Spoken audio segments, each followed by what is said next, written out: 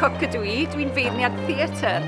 Es i weld Estron am y tro cyntaf y llynedd yn yr Eisteddfod yn y Cwt Drama. Estron mewn 3 gair, ewch i'w weld. Mae'n gyd-ddigwyddiad, gwir y gwir, bod fi wedi gweld y ddrama hon yn y Steddfod. Fe golles i mam yr wythnos honno nôl yn 2014. Felly i ryw raddau mae'r theatr yn ddihangfa a doedd gen i ddim syniad beth oedd thema Estron ar y pryd. Mae Estron yn ddrama am berson ifanc yn ceisio delio gyda'r profiad mwyaf absurd, bizar, anheg.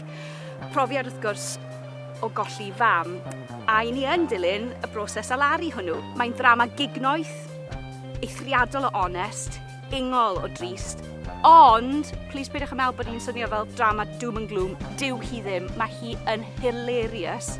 Mae'n llawn jokes, mae'n llawn mwy seiriau bach clyfar, mae popeth sy'n digwydd yn un hollol annisgwyl.